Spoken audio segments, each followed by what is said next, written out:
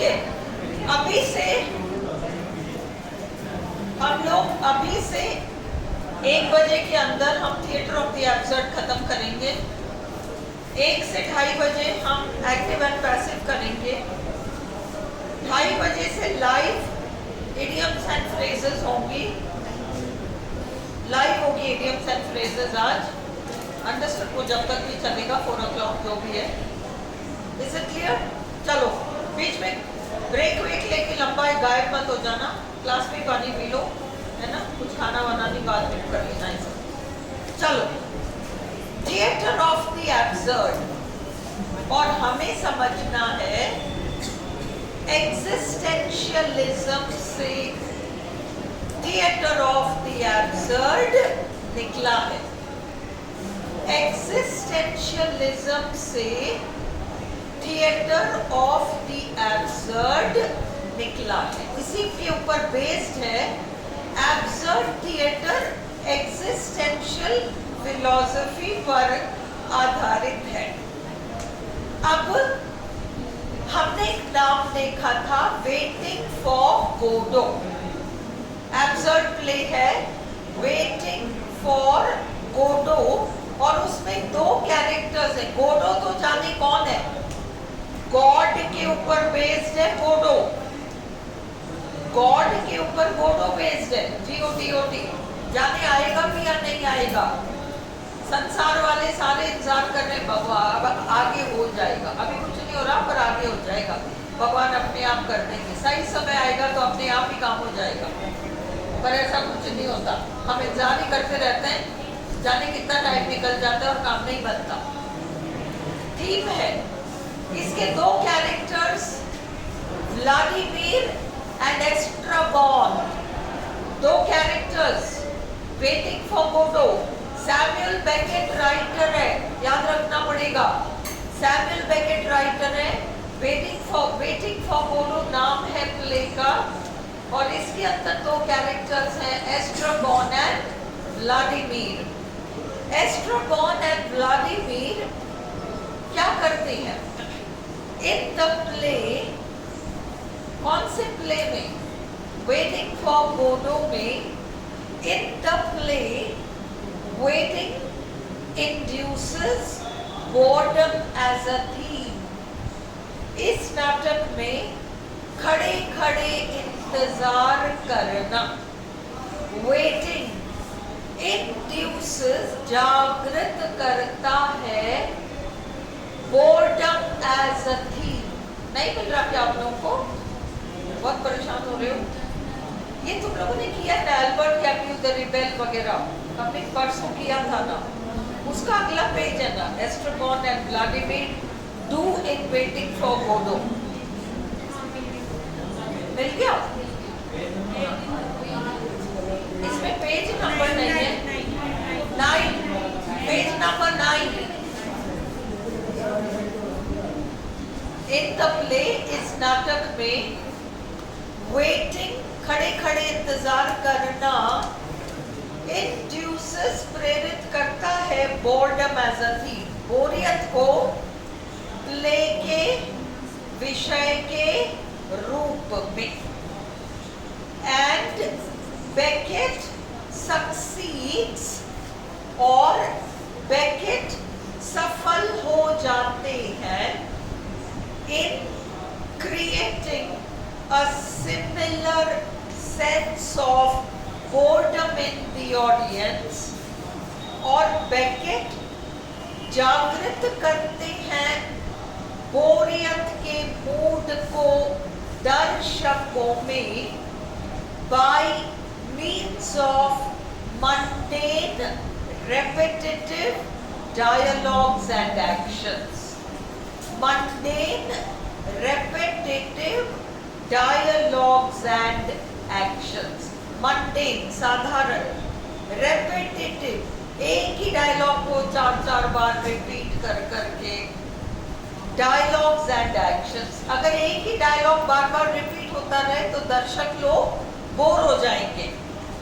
Vladimir and एस्ट्रागॉन constantly, लगातार, ponder, विचारते रहते हैं, and ask questions, और ऐसे सवाल पूछते हैं which are either rhetorical, जिनका जवाब देना आवश्यक ही नहीं होता, और are left unanswered, या जिनके जवाब हम दे ही नहीं सकते, unanswered। तो ये दोनों कैरेक्टर्स व्लादिमीर और एस्ट्रागोन एक दूसरे से सवाल पूछते रहते हैं, और वो सवाल बेतुके सवाल हैं, या तो उनका जवाब सबको पता है या फिर उनका जवाब किसी को भी नहीं पता। इस तरह के सवाल पूछते रहते हैं, और ऑडियंस जो बैठकर नाटक देख रही है वो बोर होती रहती है। क्यों? क्योंकि एब्सर्डिस्ट प्ले का थीम ही बोर होना है। मनुष्य संसार में बोर हो रहा है, क्यों पैदा हुए, कब तक ये चलेगा, बताया था ना आपको वर्ल्ड वॉर सेकेंड के बाद।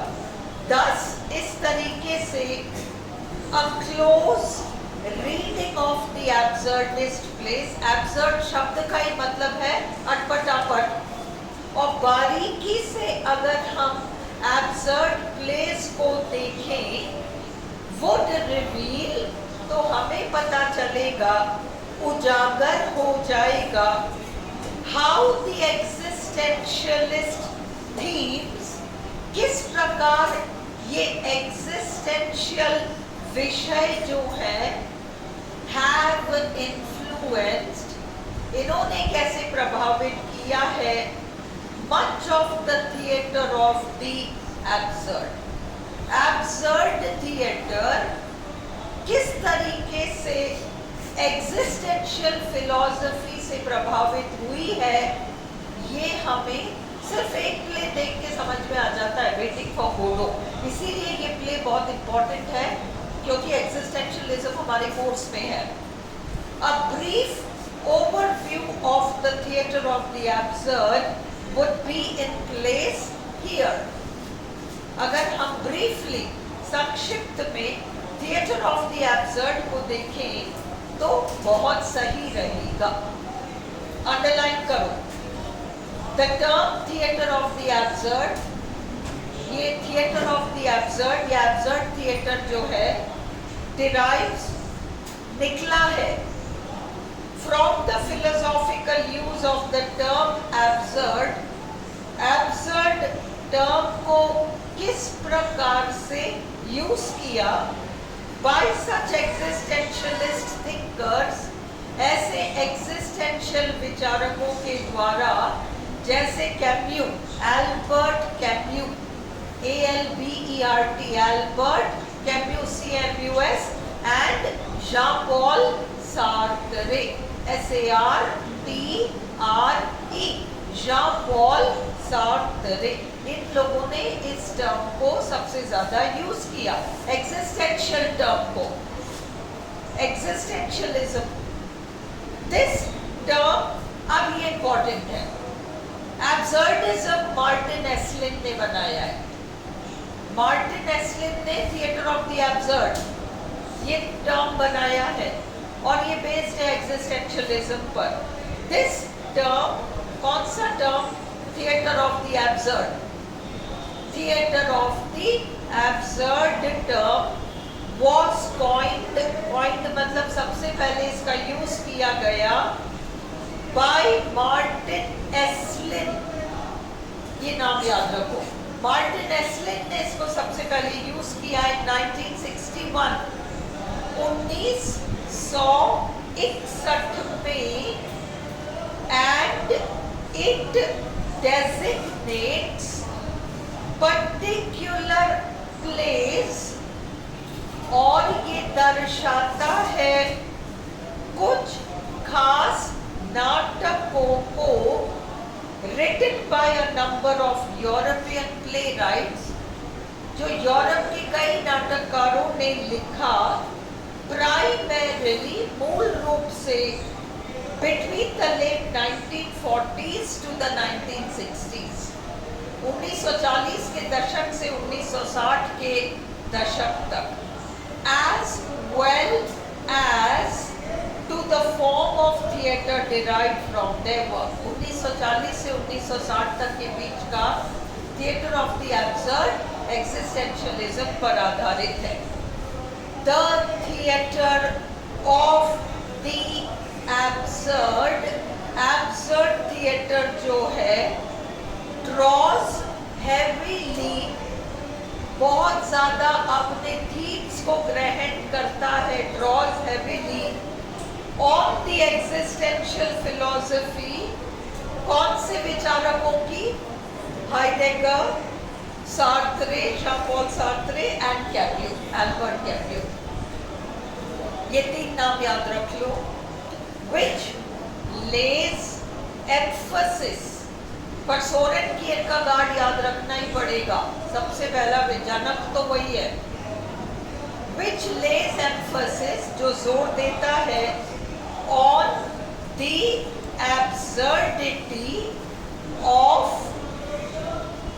कहाँ है, on the absurdity of life, कि लाइफ कितना absurd, निरर्थक, मीनिंगलेस, बेसलेस है।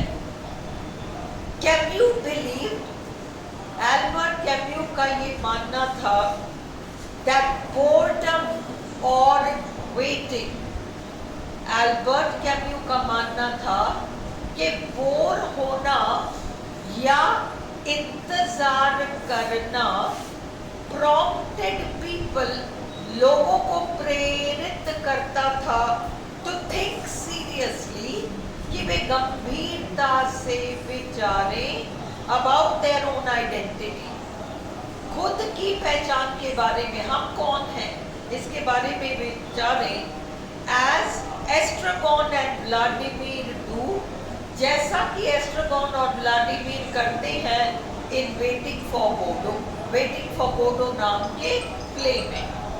इन द प्ले, इस नाटक में waiting induces boredom as a theme. Waiting for Godot का मेन थीम क्या है? Waiting, boredom, meaninglessness of life, तीनों साइड में लिख लो। वेटिंग, वेटिंग,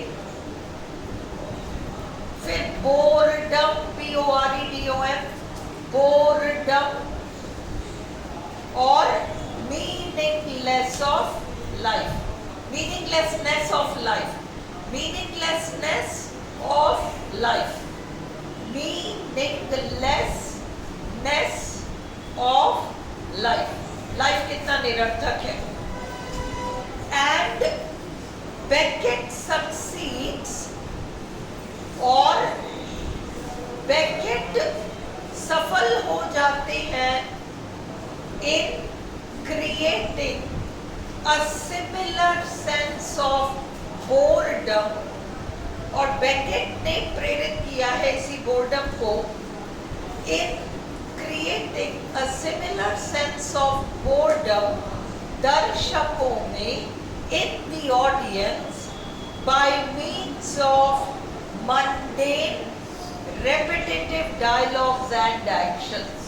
mundane, meaningless, रोजमर्रा के काम, mundane का वास्तविक अर्थ होता है रोजमर्रा के काम। dialogues and actions, mundane का meaningless नहीं, रोजमर्रा के काम। व्लादिमीर एंड एस्ट्रागॉन constantly, लगातार विचारते रहते हैं, ponder, विचारते हैं, and ask questions, और सवाल पूछते हैं, which are either rhetorical or are left answer। ये तो रिपीट हो गया, रिपीट हो रहा है क्या? चलो, thus a close reading of the absurdist plays would reveal, इसलिए हम बारीकी से किसी absurdist play को पढ़ें तो हमें पता चलेगा how the existentialist themes, कैसे existential विषय have influenced, इसने कैसे प्रभावित किया है much of the theater of the absurd, absurd theater को। ये आपने किया तो है, ये रिपीट हो गया शायद, है ना? कोई बात नहीं। अब नेक्स्ट पेज क्या? ये रहा। The theater of the absurd draws heavily No, no, not at all. ये नहीं हुआ है.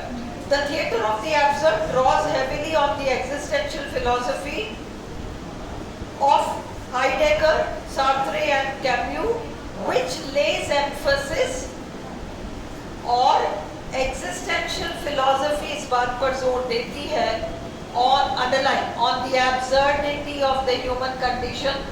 Please underline. Existential philosophy क्या दर्शाती है? Absurdity of the human condition. मनुष्य का इस धरती पर होना absurd है, निरर्थक है. And on the incapability of thought, हम कितना ही दिमाग लगा लें, हम कितना ही सोच विचार कर लें, हमें समझ में आ ही नहीं सकता कि हम यहाँ पर क्या करने आए हैं. To provide an explanation of reality. मनुष्य के जीवन में ऐसे ऐसे क्यों होता है, इसका हमें कभी जवाब नहीं मिल सकता. लाइफ ही मीनिंगलेस है, इंसान का यहाँ आना ही मीनिंगलेस है, ये एब्सर्डिज्म है.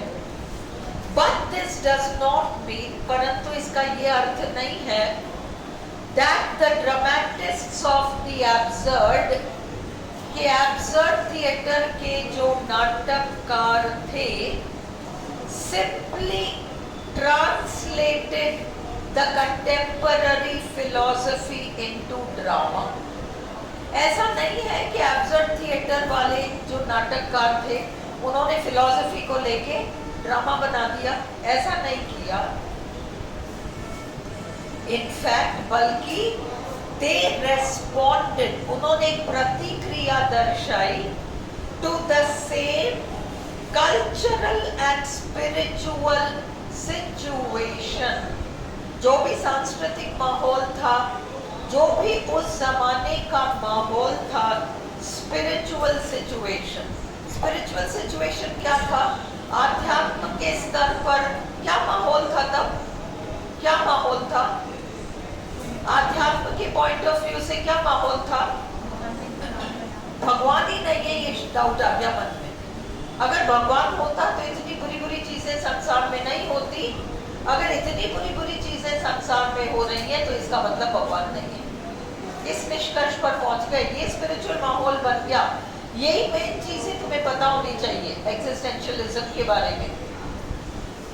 तो एंड रिफ्लेक्टेड द सेम प्रीऑक्यूपेशंस, और इसलिए एग्जिस्टेंशियल थीम्स पर आधारित एब्सर्ड थिएटर के नाटककारों ने इन्हीं विषयों को अपने नाटकों में दर्शाया, एज डिड द फिलोसोफर्स. जो फिलोसफर्स ने दर्शाया, उस फिलॉसफी को नाटककारों ने नाटकों में अप्लाई करके हमारे सामने प्रस्तुत किया, ताकि हम सोचें, हम विचारें. The plays grouped under the label the theatre of the absurd, जो नाटक theatre of the absurd कहलाते हैं, express a sense of shock, उसमें एक धक्का लगने वाली बात होती है, at the absence as well as the loss of, underline, any clear and well defined systems of belief. याद रखो, देखो लाइफ कितनी खराब हो, लाइफ कितनी खराब हो. हाँ, अगर आप एक इंसान से पूछो कि भगवान में विश्वास करते हो, 80% दुनिया में भी बिल्कुल विश्वास करते हैं, चाहे हमारे साथ कुछ भी क्यों ना हुआ हो या हो रहा हो, है ना. घरों में लोगों की जवान मृत्यु हो जाती है, उस समय जरूर कई इंसान हिल जाता है, पर जब समय के बीतने के साथ वो नॉर्मल हो जाता है और उसका भगवान पर से विश्वास नहीं हटता. 20% का हटता, 80% का नहीं हटता, है ना. पर ये जो समय था सेकेंड वर्ल्ड वॉर, इसके बाद का जो माहौल था, उसमें कोई बिलीफ नाम की चीज ही नहीं थी. किसी भी चीज में विश्वास नहीं था. आप भगवान में विश्वास करते हो, आप शैतान में विश्वास करते हो, हम तो विश्वास करने की स्थिति में ही नहीं रहे, ये बक्के रह गए. समझ में ही नहीं आ रहा क्या करें, किसी पर विश्वास नहीं है।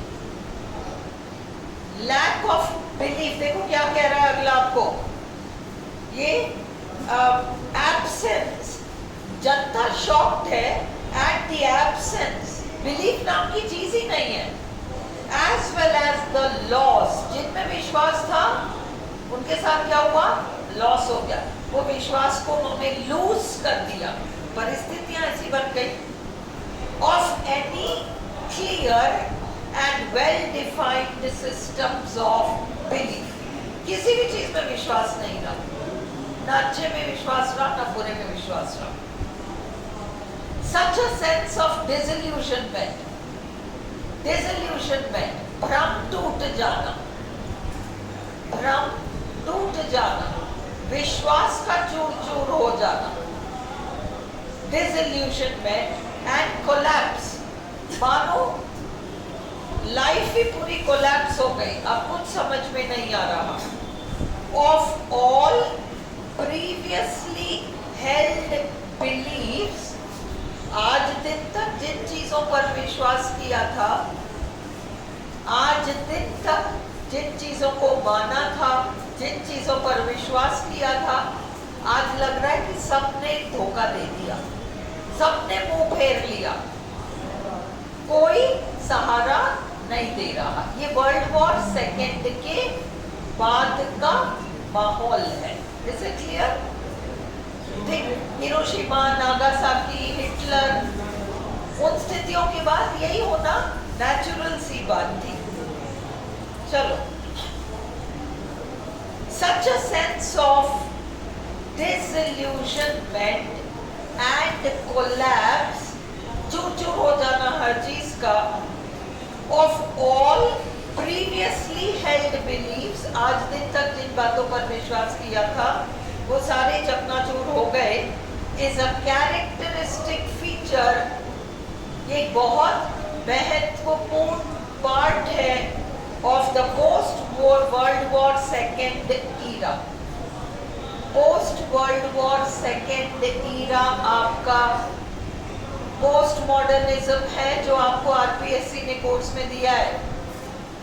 फर्स्ट वर्ल्ड वॉर के बाद का समय मॉडर्निज्म है, सेकेंड वर्ल्ड वॉर के बाद का समय पोस्ट मॉडर्निज्म है। आरपीएससी ने आपको पोस्ट मॉडर्निज्म भी दिया है और पोस्ट मॉडर्निज्म के ईरा में चलने वाला एग्जिस्टेंशियलिज्म भी डाल रखा है। आप बिल्कुल इस पर क्वेश्चन एक्सपेक्ट कर सकते हो, दिया तो है ही आपको कोर्स में। इसलिए कैरेक्टरिस्टिक फीचर ये अभिन्न अंग हो गया of the post world war second era, second world war के बाद के युग का। सडनली, अचानक ऐसा लगा जैसे मैन कन्फ्रंटेड अ यूनिवर्स, मनुष्य को सामना करना पड़ रहा है एक ऐसे संसार का, एक ऐसे ब्रह्मांड का, universe that was both frightening, जो बड़ा डरावना भी था, एंड इलॉजिकल, बेतुका था, कोई तर्क नहीं था कि ऐसा क्यों हो रहा है।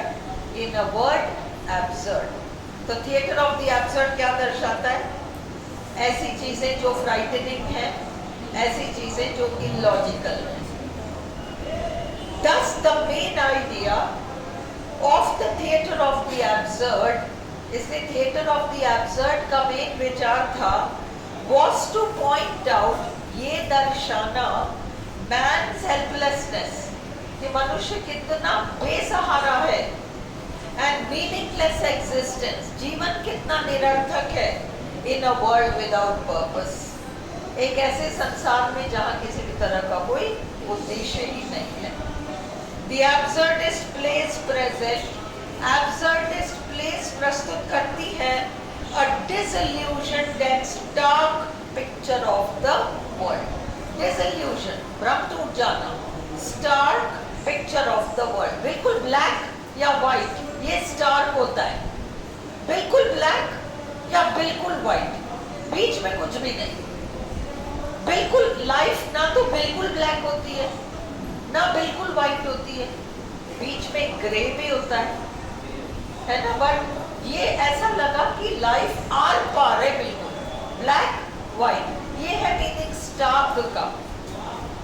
तो they are also quite realistic, जो लाइफ में होता है रियली, वो सब नाटकों में दर्शाया गया। आपके कोर्स में रियलिज्म है, समझ में आ रही है अब क्यों है वो टॉपिक्स, क्यों दिया आरपीएससी ने। वो सारा मिलकर एक लड्डू है जिसके अंदर बहुत सारे सामग्री डले हुए हैं। Is it clear? ये सारा the realism of these place, जो रियलिज्म है नाटकों का, is a psychological and inner realism. Modernism क्या था? मॉडर्निज्म में psychological play, stream of consciousness वगैरह आ गया था। ये सब इंटर रिलेटेड चीजें हैं। दे एक्सप्लोर, इन नाटकों में अध्ययन किया जाता है द ह्यूमन सबकॉन्शियस, हमारे जहन में क्या क्या छुपा हुआ है, जो हमारे जहन में छुपा हुआ है। कहते हैं ना अपन किसी के पेट में क्या है क्या पता चलता है, मुंह से तो सब अच्छा अच्छा ही बोलते हैं, किसी के पेट में क्या क्या पता चलता है, वो पेट में जो है ना वही सबकॉन्शियस है। पता नहीं कब क्या कोई कर बैठता है, इसके ऊपर प्लेस थे, इस विषय पर सारे नाटक थे। यही रियलिज्म है, अंडरस्टूड? जब आप सुनते हो कि 5 रुपए के पीछे किसी का खून कर दिया, और एक ऐसे व्यक्ति ने किया जिसके बारे में हम सोच ही नहीं सकते थे कि ये ऐसा कर सकता है, ये तो सीधा सा था ये तो, क्योंकि उसके पेट में कुछ ऐसा था जिसके बारे में उसको पता नहीं था, तो इसलिए उसने कर दिया। ये रियलिज्म है, इसी के ऊपर प्लेस बेस्ड होते थे पोस्ट मॉडर्निज्म वाले एज में। Is this clear? Upon realism के ऊपर एक छोटा पैराग्राफ अलग से करेंगे, don't worry. They explore the human subconscious rather than simply describing। अब के नाटक देखो, कंसेप्चुअल क्वेश्चंस पूछेगा आरपीएससी, मत सोचो कि रटने से काम चल जाएगा। क्या फर्क है रियलिज्म वाले नाटकों में और ट्रेडिशनल नाटकों में? फर्क क्या है? इस लाइन को देखो, दे explore the human subconscious rather than simply describing the outward appearance of human existence। मनुष्य के जीवन में बाहर क्या हो रहा है, केवल इसको नहीं दर्शाया जा रहा है। ये तो पुराने प्लेस होते थे, अब देखा जा रहा है कि इसके सबकॉन्शियस माइंड में ऐसा क्या है जिसकी वजह से इसने ऐसी हरकत कर दी। मनुष्यों के सबकॉन्शियस माइंड में ऐसा क्या छुपा हुआ है जिसकी वजह से वो ऐसी हरकतें कर जाते हैं। हिटलर के अंदर ऐसा क्या था जिसकी वजह से ये हो ही नहीं सकता था कि वो ऐसी हरकत ना करे, उसने वो सारा कर दिया, 6 मिलियन जूस को जिंदा जला दिया और अंत में जाके अपने आप को गोली मार दी। ऐसा क्या था उसके अंदर? ये सारा एंड में उसने अपने आप को गोली मारी। Subconscious, understood? rather than simply describing the, मतलब अब नाटक सुपरफिशियल नहीं है, एक्शन बेस्ड नहीं है। मैंने बाहर क्या किया ये बेस्ड नहीं है, पेट में क्या है उसके ऊपर प्लेस है, रियलिज्म, अंडरस्टूड? उसके ऊपर बेस्ड होगी सारी चीजें। अगला पेज क्या है, अब एक्स्ट्रा नहीं करें। ये है the theatre of the absurd. हाँ, the theater of the absurd came about। theater of the absurd उठ कर आया, came about as a reaction, एक प्रतिक्रिया के रूप में to the second world war, द्वितीय विश्व युद्ध। वो मैंने आपको फर्स्ट डे समझा दिया था, बैकग्राउंड एक बार देख लेना। एक बार मैंने ओवरव्यू एग्जिस्टेंशियलिज्म वाला जो वीडियो डाला है उसको आप लोग देख लेना तो क्लियर हो जाएगा। The theatre of the absurd came about as a reaction, ये प्रतिक्रिया बनकर रह गया to the second world war, द्वितीय विश्व युद्ध का। It took the basic premise of existential philosophy existential philosophy को थिएटर ऑफ द एब्सर्ड ने एज इट इज ग्रहण किया एंड कंबाइंड इट, उसको मिला दिया विथ ड्रामेटिक एलिमेंट्स, ड्रामा के तत्वों के साथ, टू क्रिएट अ फॉर्म, उन्होंने एक ऐसा नाटक का रूप बनाया विच प्रेजेंटेड अ वर्ल्ड, इन नाटकों में एक ऐसी दुनिया को प्रस्तुत किया जाता था दैट वाज इनएक्सप्लिकेबल, अनएक्सप्लेनेबल नहीं होता, inexplicable,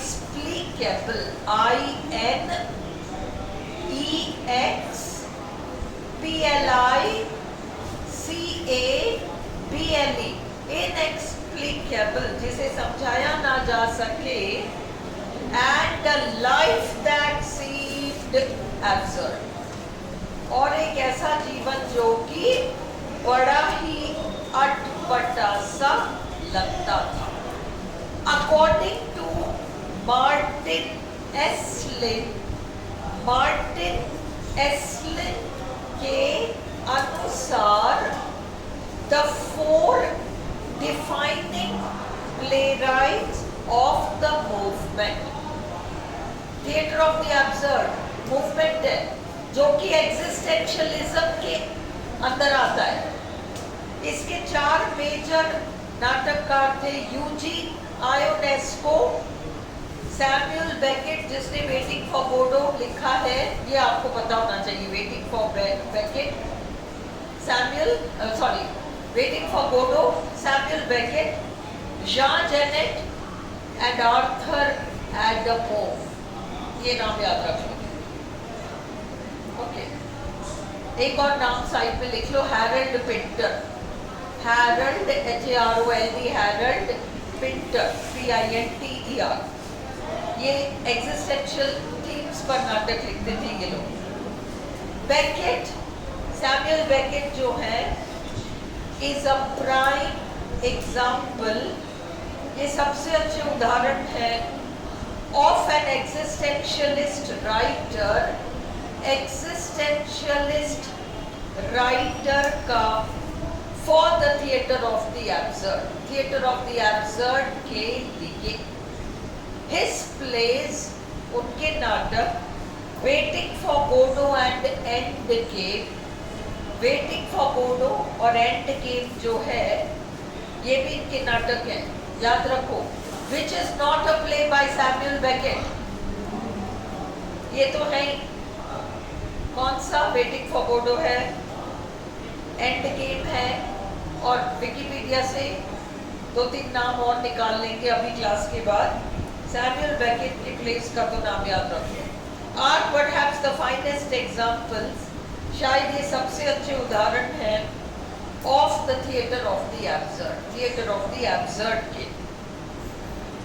end game is a play where nothing happens once. Endgame एक ऐसा नाटक है जिसमें कोई भी चीज एक बार नहीं होती है ना, कई बार। Whereas in waiting for Godot nothing happens twice. ये लाइन याद रख लो बस, ये किसके प्लेस के लिए, कोई तुम्हें समझने की जरूरत नहीं है। ये प्ले ऐसा है जहाँ nothing happens once, ये प्ले ऐसा है जहाँ nothing happens twice। किसके प्लेस के संदर्भ में ये बात कही गई है? Samuel Beckett. These plays are read as fundamentally existentialist.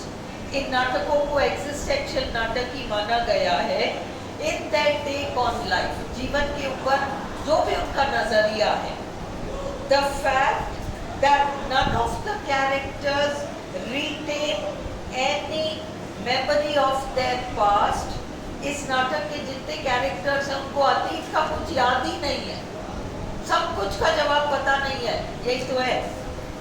Clearly indicates, इससे साफ पता चलता है that they are constantly struggling, कि लोग लगातार संघर्ष कर रहे हैं to prove their existence, अपने अस्तित्व को साबित करने के लिए।